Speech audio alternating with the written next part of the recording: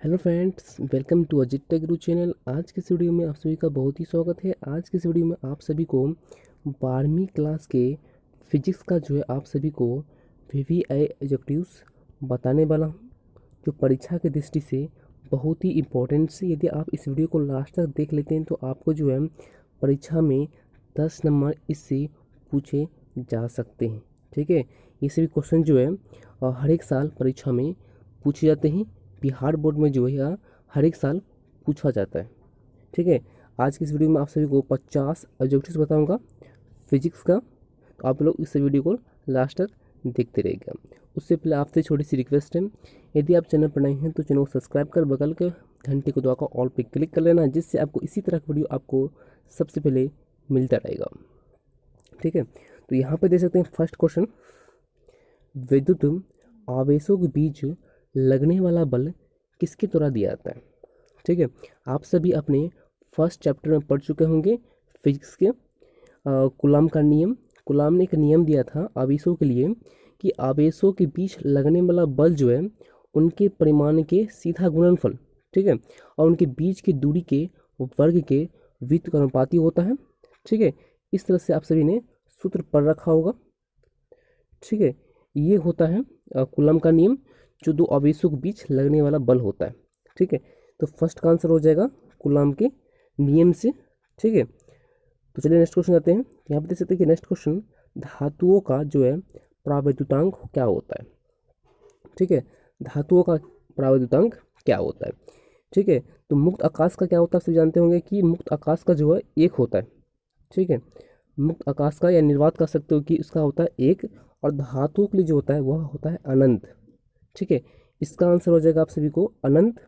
ठीक है, और प्रावैद्युतांक उसे कहते हैं, और उस गुण को कहते हैं जिस गुण के कारण जो है वे धातुएं या कोई माध्यम अपने से होकर विद्युत धारा के प्रवाह का विरोध करता है।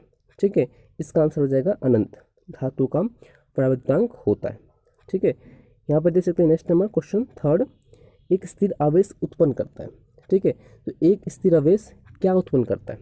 ठीक है, केवल विद्युत क्षेत्र, केवल चुंबकीय क्षेत्र, विद्युत क्षेत्र तथा चुंबकीय क्षेत्र दोनों कोई भी नहीं उत्पन्न करता। तो इसका आंसर आप सभी जानते होंगे, इसका हो जाएगा केवल विद्युत क्षेत्र। जब कोई भी आवेशित कण गति करता है तभी वे चुंबक क्षेत्र उत्पन्न कर सकते हैं। यदि कोई भी आवेश स्थिर है तो वे जो है सिर्फ केवल जो है चुंबकीय क्षेत्र नहीं बल्कि केवल विद्युतीय क्षेत्र उत्पन्न करेंगे।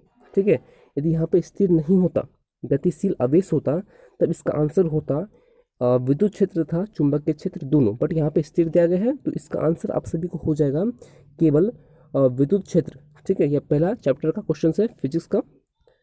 यहाँ पे देख सकते हैं नेक्स्ट क्वेश्चन, इसका नोट, प्रावैद्युतांक का मात्रक क्या होता है। ठीक है, तो इसका हो जाता है कूलम्ब स्क्वायर पर न्यूटन मीटर स्क्वायर। ठीक है, आप सभी को इसको जो है रट्टा मार लेना है, अपने नोट कर लेना है माइंड में। ठीक है, फिर यहाँ पे देख सकते हैं कि विद्युत क्षेत्र की तीव्रता का ऐसा मात्रक क्या होता है। तो विद्युत क्षेत्र की तीव्रता का ऐसा मात्रक होता है न्यूटन पर कूलम। ठीक है, ये सभी ऑब्जेक्टिव जो है बिहार बोर्ड में हर एक साल पूछी जाती हैं, तो आप सभी को इस सभी क्वेश्चन को जो है लिख के आपको याद कर लेना है। ठीक है, ये परीक्षा की दृष्टि से बहुत ही इंपॉर्टेंट है, हर एक साल पूछी जाती हैं। ठीक है, और यहाँ पे देख सकते हैं नेक्स्ट क्वेश्चन, एक पृथक चालक गोले को कुछ धन आवेश दिया जाता है तो उसका द्रव्यमान क्या होगा। ठीक है, एक पृथक चालक गोले को धन आवेश दिया जाता है। ठीक है, तो इसका द्रव्यमान क्या होगा। इसका द्रव्यमान जो है घटेगा, बढ़ेगा और निश्चित या अपरिवर्तित रहेगा। तो इसका आंसर आप सभी जानते होंगे, इसका आंसर होगा घटेगा। ठीक, इसका आंसर आप सभी को क्या होगा, तो घटेगा। घटेगा इसलिए क्योंकि आप सभी जानते होंगे कि धनावेश क्या होता है। धनावेश तभी उत्पन्न होता है जब वह पदार्थ, ठीक है, वो पदार्थ जो है इलेक्ट्रॉन का त्याग करे। जब वे इलेक्ट्रॉन का त्याग कर देंगे तो उसका जो है द्रव्यमान कम हो जाएगा। कुछ दान कर रहा है तो उसका जो है आवेश कम हो रहा है। ठीक है, उससे कुछ जा रहा है, निकल रहा है, तो उसका क्या होगा कि द्रव्यमान घटेगा। धनावेश का मतलब ही होता है कि आवेश देना। ठीक है, इलेक्ट्रॉन देना। इसका आंसर इसलिए हो जाएगा घटेगा। ठीक है, और यहाँ पे देख सकते हैं नेक्स्ट क्वेश्चन, द्रव की एक बूंद को आवेशित करने पर सिकुड़ने की प्रवृत्ति क्या होगी। ठीक है, द्रव की एक बूंद है, ठीक है, इसी का सभी बचपन में खेलते होंगे, बुलबुला होता है, ठीक है, तो उस तरह का क्या है, द्रव का बूंद, ठीक है, तो उसे आवेशित कर दिया जाए किसी तरह से, उस बूंद को जो है, उस गुब्बारे को, पानी के गुब्बारे को जो है आवेशित कर दिया जाए, उसके सिकुड़ने की प्रवृत्ति क्या होगी, वो सिकुड़ेगा या फैलेगा। तो इसका आंसर हो जाएगा वे जो है सिकुड़ने की प्रवृत्ति जो उसकी घटेगी या बढ़ेगी। तो इसका आंसर आप सभी को हो जाएगा घटेगी। इसका आंसर हो जाएगा घटती। ऐसा इसलिए होता है क्योंकि जब इस द्रव की बूंद को जब आवेश देते हैं तो उसमें एक ही प्रकार का आवेश दिया जाता है, ठीक है, तो एक ही प्रकार का आवेश देंगे तो आप सभी जानते हैं कि एक ही प्रकार का आवेश जो है, समान आवेश एक दूसरे को प्रतिकर्षित करते हैं। जब इस बूंद को एक आवेश दिया जाए, इसे आवेशित कर दिया जाए, तो वे एक दूसरे को प्रतिकर्षित करेंगे और सिकुड़ने के बजाय वे फैलने लगेगा। इसलिए यहाँ पे इसका आंसर हो जाएगा कि वह सिकुड़ने की प्रवृत्ति जो है घटती जाएगी और वह फैलता जाएगा, ठीक है, वे प्रतिकर्षण के कारण ऐसा होता है, आवेशों के बीच प्रतिकर्षण के कारण ऐसा होता है, ठीक है। यहाँ पर देख सकते हैं कि नेक्स्ट क्वेश्चन 8 नंबर, अवेष्ट खोखले गोलीय चालक के अंदर विद्युत क्षेत्र की तीव्रता क्या होती है। अवेष्ट खोखले गोलीय चालक के अंदर विद्युत क्षेत्र की तीव्रता क्या होती है, तो इसका आंसर हो जाएगा शून्य, क्योंकि यहाँ पे खोखला गोला है, ठीक है, तो खोखले गोले के बीच में कुछ नहीं होता है, खोखले गोले के बीच में खाली स्थान होता है, रिक्त स्थान होता है, तो वहाँ पे कुछ भी नहीं होता है ना, वहाँ पे आवेश भी नहीं होगा, बिना आवेश के जो है वहाँ पे क्षेत्र की तीव्रता हो ही नहीं सकती। विद्युत क्षेत्र की तीव्रता तभी उत्पन्न हो सकती है जब आवेश हो। खोखले गोले के अंदर आवेश नहीं है, उसके सतह पर आवेश है, ना कि उसके खोखले गोले के अंदर नहीं है, तो इसका आंसर हो जाएगा शून्य, क्योंकि यहाँ पे आवेश ही शून्य है, इसी के लिए इसका भी आंसर हो जाएगा विद्युत क्षेत्र की तीव्रता का शून्य।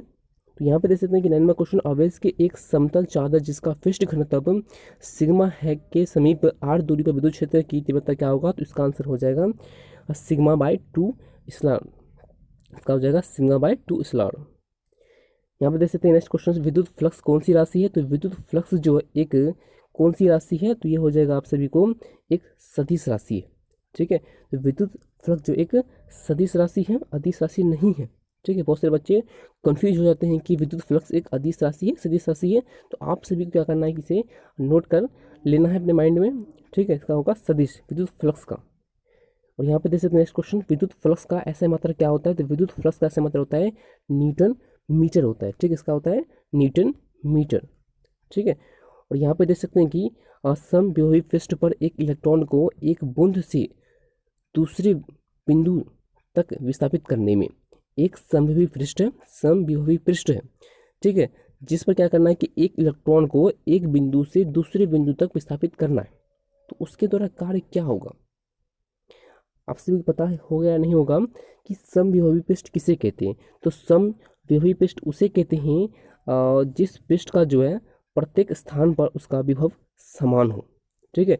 तो समविभवी पृष्ठ पर क्या होता है कि एक बिंदु से दूसरे बिंदु पर जाने पर क्या होता है कि वहाँ पे कार्य कुछ नहीं होता है, इसलिए यहाँ पे जो है एक इलेक्ट्रॉन एक बिंदु से दूसरे बिंदु तक विस्थापित होगा, तो इसका जो है कार्य कुछ नहीं होगा, क्योंकि यह समविभवी पृष्ठ है, ठीक है। समविभवी पृष्ठ का यह गुण होता है कि उस पर कोई चीज़ को एक जगह से दूसरी जगह ले जाएंगे तो उसका कोई भी कार्य नहीं माना जाएगा, इसका आंसर हो जाएगा कार्य नहीं होता है, ठीक है। इस क्वेश्चन को जो है बिहार बोर्ड प्रत्येक बार पूछता है, तो आप सभी इसको नोट कर लेना है। और यहाँ पे जैसे नेक्स्ट क्वेश्चन, विद्युत क्षेत्र ई तथा विभव भी में क्या संबंध होता है, इसका आंसर आप सभी हो जाएगा first number E equals to minus, ठीक है। यहाँ पे देख सकते हैं कि फर्स्ट में क्या है कि माइनस है, अब बहुत से बच्चे कंफ्यूज होते हैं, इसका है minus D by V by D by X, ठीक है, इसका आंसर हो जाएगा फर्स्ट नंबर। शुरू में माइनस आप सभी को नोट कर लेना है, ध्यान देना है। और यहाँ पे देख सकते हैं नेक्स्ट क्वेश्चन, साबुन के बुलबुले को कुछ ऋणात्मक आवेश दिया जाता है तो इसकी त्रिज्या क्या होगी। साबुन का एक बुलबुला है, ठीक है, उसको कुछ ऋणात्मक आवेश दिया जाए तो इसकी त्रिज्या क्या होगी, घटेगी, बढ़ेगी, अपरिवर्तित रहेगी, अनिश्चित रहेगी। इसकी त्रिज्या क्या होगी कि बढ़ेगी, ठीक है, कि उसको आवेश दिया जा रहा है, तो एक आवेश जो है समान आवेश, क्योंकि हम देख सकते हैं क्या दिया गया है ऋणात्मक आवेश, तो एक ही प्रकार का आवेश दिया गया है, तो एक ही प्रकार का आवेश, एक समान आवेश एक दूसरे को प्रतिकर्षित करते हैं।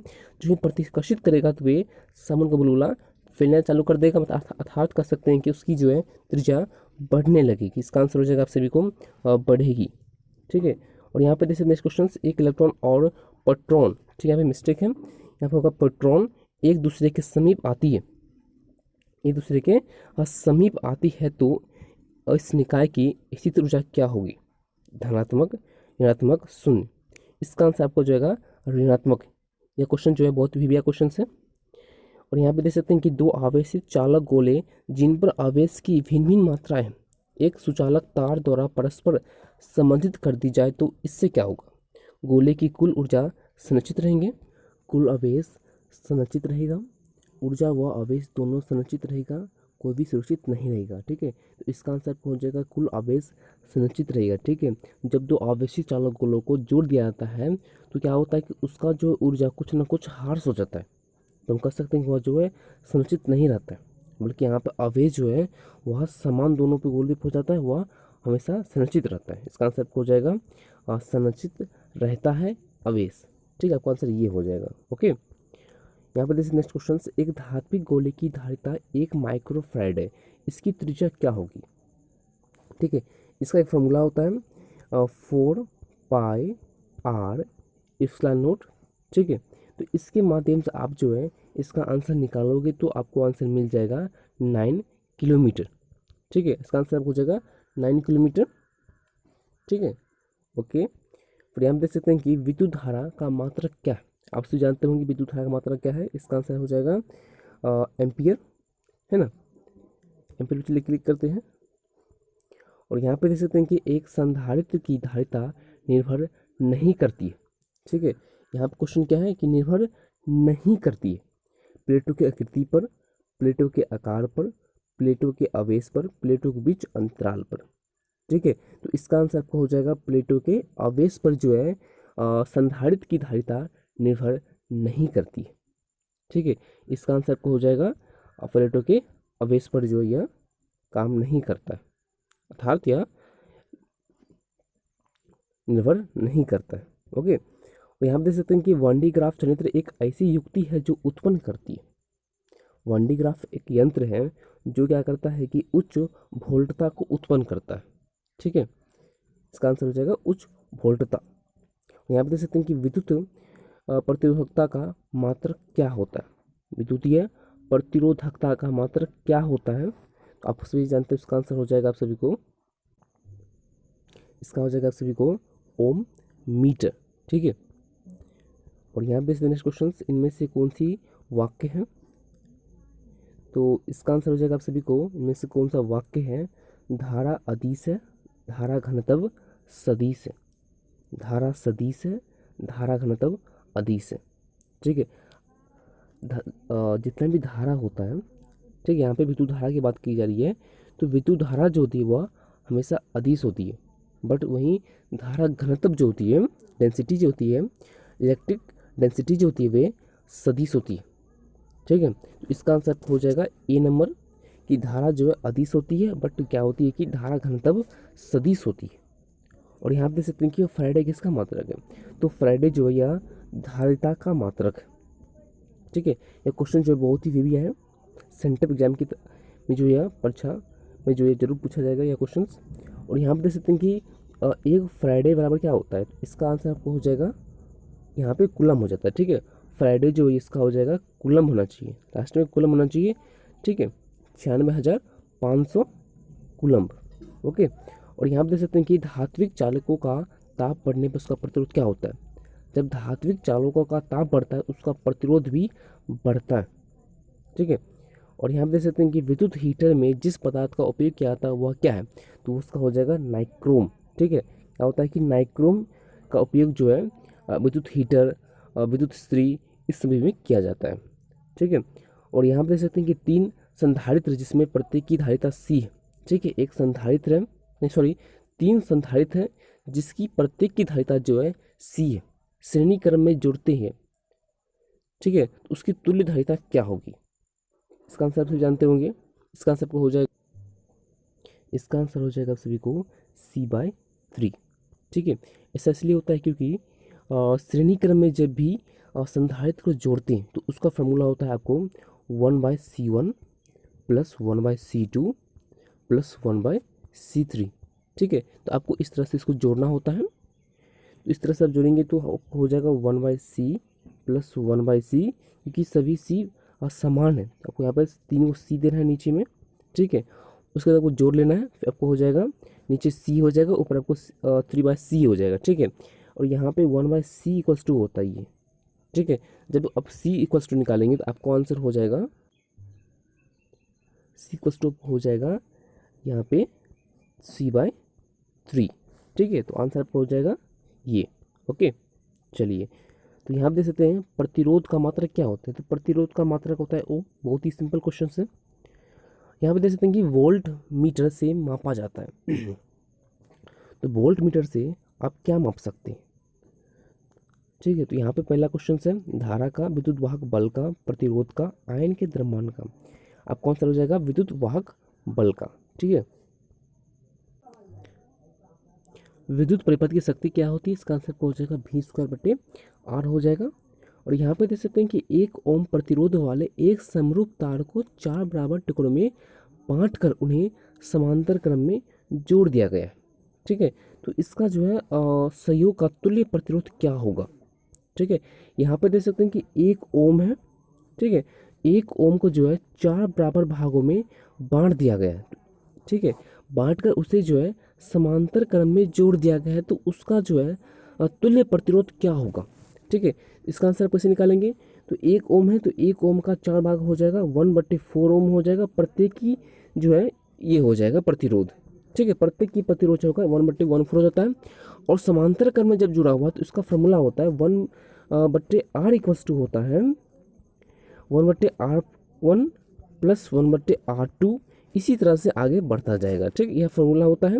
अब इस फार्मूला पर आप जो उस क्वेश्चन को बैठाएंगे तो आपको आंसर मिल जाएगा इस तरह से 1/R इक्वल्स टू हो जाएगा 1/1/4 हो जाएगा। ठीक, इस तरह से हो जाएगा, प्लस 1/1/4 हो जाएगा। इस तरह से 2R हो जाएगा। इसका क्या होगा कि यह 4 जो है ऊपर चल जाएगा। ठीक है, ये 4 जो है ऊपर चल जाएगा, 1/R इक्वल्स टू हो जाएगा। इस तरह से 4 को है तो 4 प्लस हो जाएगा। ठीक है, तो आपको हो जाएगा 16 हो जाएगा प्लस के लिए। ठीक है, 1/R इक्वल्स टू हो जाएगा 1/R इक्वल्स टू और 16 हो जाएगा। तो R इक्वल्स टू आपको हो जाएगा 1/16 हो जाएगा। ठीक, इसका आंसर आपको हो जाएगा ये। ठीक है, इसका आंसर आपको हो जाएगा ये। इस तरह से आंसर जो है 1/16 ओम हो जाएगा। ठीक है, ये आपको आंसर हो जाएगा।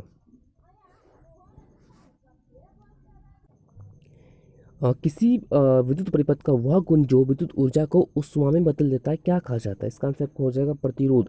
प्रतिरोध वह गुण है किसी विद्युत परिपथ का जो उसकी विद्युत ऊर्जा को उष्मा में बदल देता है। ठीक है, इसका आंसर हो जाएगा प्रतिरोध। और यहाँ पर देख सकते हैं कि निम्नलिखित में से किसकी महत्तम वेतन क्षमता होती है। इसका आंसर हो जाएगा आपको कैथोड किरण की सबसे अधिक वेतन क्षमता होती है। अल्फा कण क्या है, तो अल्फा कण जो एक हीलियम का नाभिक है। ठीक है, अल्फा कण हीलियम का नाभिक है। लौह परमाणु क्या है, यह आपका हो जाएगा लौह चुंबकीय होता है लौह परमाणु। ठीक है, और यहाँ पे देख सकते हैं कि लेंज का नियम है आवेश से, द्रव्यमान से, ऊर्जा से, संवेग संरक्षण के सिद्धांत से। यह क्वेश्चन परीक्षा की दृष्टि से बहुत ही इंपॉर्टेंट है। इसका आंसर आपको हो जाएगा ऊर्जा से। ठीक है, लेंज का नियम जो है वह ऊर्जा से संबंधित है। ये बहुत ही बढ़िया टॉपिक्स है।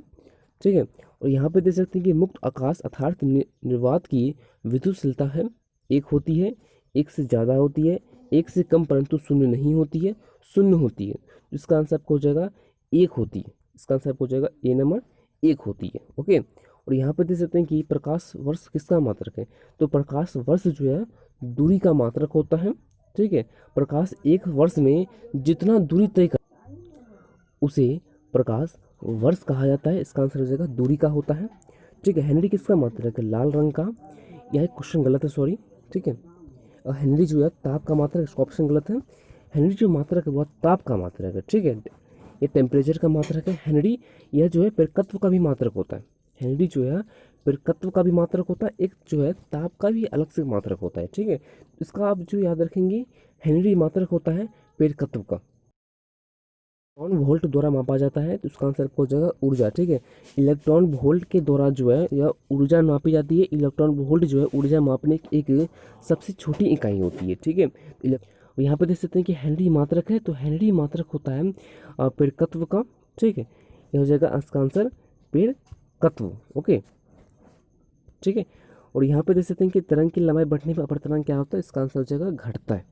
ठीक है, साबुन के बुलबुले श्वेत प्रकाश में रंगीन दिखाई देते हैं, इस घटना का कारण क्या है। ठीक है, और साबुन का बुलबुला क्या होता है कि श्वेत प्रकाश के, सूर्य के प्रकाश के कारण क्या होता है कि हम रंगीन दिखाई नहीं लगता है, रंगीन दिखाई भी नहीं लगता। इसका कारण क्या है, इसका कारण हो जाएगा वन विक्षेपण के कारण ऐसा होता है। ठीक है, और यहाँ पर देख सकते हैं कि इनमें से कौन जो है आवेश रहित है, अल्फा कण, बीटा कण, फोटोन कण और प्रोटॉन। इसका आंसर हो जाएगा फोटोन कण। ओके, और यहाँ पर देख सकते हैं कि चुंबकीय फ्लक्स घनत्व का मात्रक क्या है, इसका हो जाएगा टेस्ला। ठीक है, चुंबकीय फ्लक्स घनत्व का मात्रक होता है टेस्ला। यह क्वेश्चन जो है बहुत ही विवेक क्वेश्चन से हर एक साल परीक्षा में पूछ जाते हैं फिजिक्स में। और यहाँ पे देख सकते हैं कि एक धारावाही तार द्वारा उत्पन्न क्या आता है, तो धारावाही तार जो है यह चुंबकीय क्षेत्र और जो है विद्युत क्षेत्र दोनों उत्पन्न करता है। ठीक है, एक स्थिर आवेश जो है वह सिर्फ चुंबकीय क्षेत्र विद्युत क्षेत्र उत्पन्न करता है, बट एक धारावाही चालक तार जो वह विद्युत क्षेत्र तथा चुंबकीय क्षेत्र दोनों उत्पन्न करता है। ठीक है, इसका आंसर आपको हो जाएगा विद्युत क्षेत्र तथा चुंबकीय क्षेत्र दोनों। ठीक है, बायो सवार्ट का नियम निम्न में से किस नियम जैसा कार्य करता है, तो बायो सवार्ट का नियम जो वह कूलाम के नियम की जैसे ही कार्य करता है। ठीक है, बायो सवार्ट ने नियम दिया था, एक धारावाही चालक तार होता है, उसके समीप किसी बिंदु पर जो है लगने वाला बल जो होता है, ठीक है, इसके बीच की दूरी के व्युत्क्रमानुपाती होता है। ठीक इसी तरह से जो है आवेश के गुणनफल के बराबर होता है। बायो सवार्ट का नियम होता है धारावाही चालक तार के लिए। उसी तरह क्या होता है कि कूलम का नियम भी उसी तरह होता है। इसका आंसर हो जाएगा कूलम के नियम से। और यहाँ पर देख सकते हैं कि विद्युत धारा के चुंबकीय प्रभाव की खोज निम्न में से किस वैज्ञानिक ने की थी, तो विद्युत धारा के चुंबकीय प्रभाव की खोज ऑस्टेड ने की थी। ऑस्टेड ने ही सर्वप्रथम यह सिद्ध किया था, बताया था कि एक धारावाही चालक तार जो है वह चुंबकीय क्षेत्र भी उत्पन्न करता है। ठीक है, यहाँ पे देख सकते हैं उस यंत्र को क्या कहते हैं जो यंत्र यांत्रिक ऊर्जा को विद्युत ऊर्जा में बदल देता है। ठीक है, वह यंत्र जो यांत्रिक ऊर्जा को विद्युत ऊर्जा में बदलता है, यानी कि जो बिजली उत्पन्न करता है उस मशीन को क्या कहते हैं। इसका आंसर हो जाएगा आपको डायनेमो। ठीक है, यहाँ पर देख सकते हैं इसमें जो जनरेटर भी दिया गया है, तो इसमें से आपको क्या होगा कि इन दोनों में से आप कोई भी एक आंसर को चॉइस कर सकते हैं, आपका दोनों आंसर सही होगा। ठीक है, जनरेटर और डायनेमो एक ही चीज़ है। ठीक है, इस तरह से आपको आंसर तुम इसमें से दोनों सही हो जाएगा। एक आदर्श वोल्ट मीटर का प्रतिरोध क्या होता है, एक आदर्श वोल्ट मीटर का प्रतिरोध जो है यह अनंत होता है। ठीक है, इसका आंसर हो जाएगा आपको अनंत। ठीक है, ये हो गया 50 क्वेश्चन आपको हो चुके हैं। इसी तरह का वीडियो पाने के लिए हमारे चैनल अजय टेकर को सब्सक्राइब कर लें, क्योंकि आपको इस चैनल पर इसी तरह का वीडियो आपको सबसे पहले मिलती रहेगी। यदि आपको वीडियो अच्छी लगती है वीडियो को लाइक करें, शेयर करें, सब्सक्राइब करें। यदि आप इसी तरह का वीडियो और चाहते हैं तो नीचे कमेंट बॉक्स में कमेंट जरूर करें। आज के लिए इतना ही, मिलते हैं किसी और वीडियो के साथ। आज के लिए फिलहाल इतना ही। जय हिंद, जय भारत।